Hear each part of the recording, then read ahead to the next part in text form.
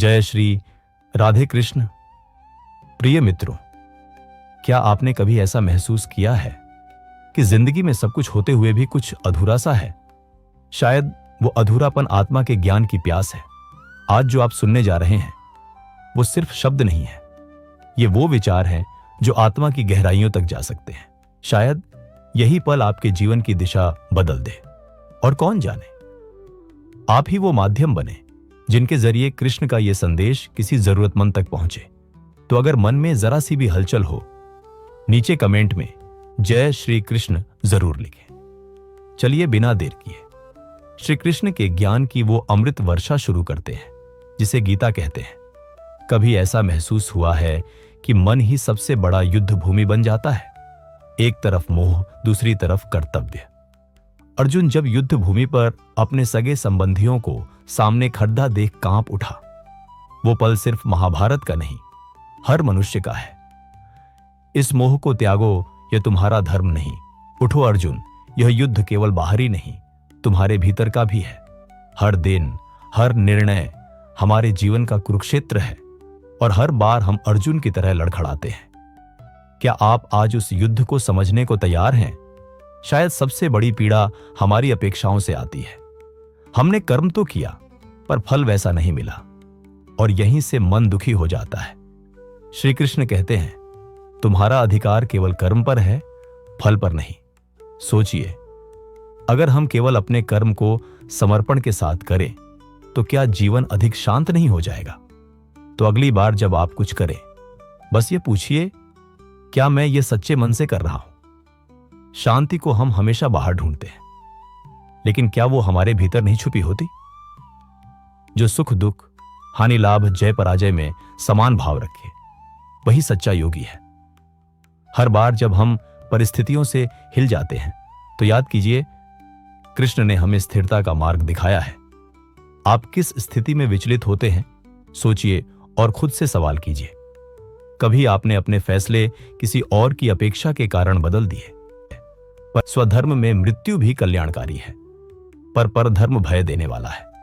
इस श्लोक में बहुत शक्ति है।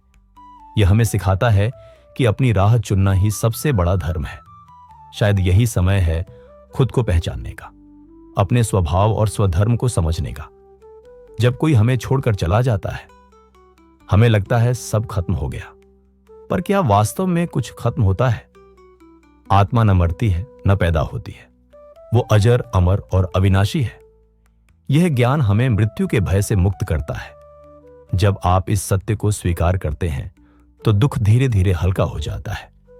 क्या आपने कभी अपने भीतर उस अमर आत्मा की आवाज सुनी है? भक्ति क्या केवल पूजा पाठ और मंदिर जाना है?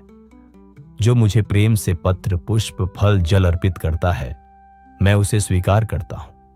कृष्ण का प्रेम सरल है, वो हृदय से आता है।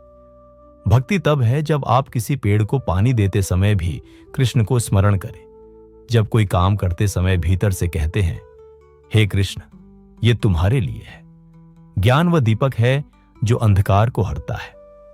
जिसे ज्ञान की दृष्टि प्राप्त हो गई, उसके लिए यह संसार वैसे ही स्पष्ट है जैसे सूर्य के प्रकाश में सब कुछ दिखता है। कृष्ण कहते हैं, जब विवेक जागृत होता है तो भ्रम समाप्त हो जाता है। क्या आप तैयार हैं अपने भीतर के ज्ञान को जगाने के लिए? हम सब कुछ पाने की चाह में उलझे हैं, लेकिन क्या हम पाने से पहले देना सीख पाए? कर्म करते रहो, पर आसक्ति से मुक्त होकर। निष्काम कर्म वही है जिसमें हम कुछ पाने की आशा नहीं रखते, केवल कर्तव्य का पालन करते हैं। यह मार्ग कठिन है, पर वही मुक्ति की ओर ले जाता है। श्री कृष्ण कहते हैं, मैं हर हृदय में निवास करता हूं। जब आत्मा अपने मूल से जुड़ती है, तब आनंद का अनुभव होता है। जो मुझे सर्वत्र देखता है और सबको मुझ में, वही सच्चा भक्त है। आप और मैं अलग नहीं, हम सब में वही कृष्ण बसते हैं।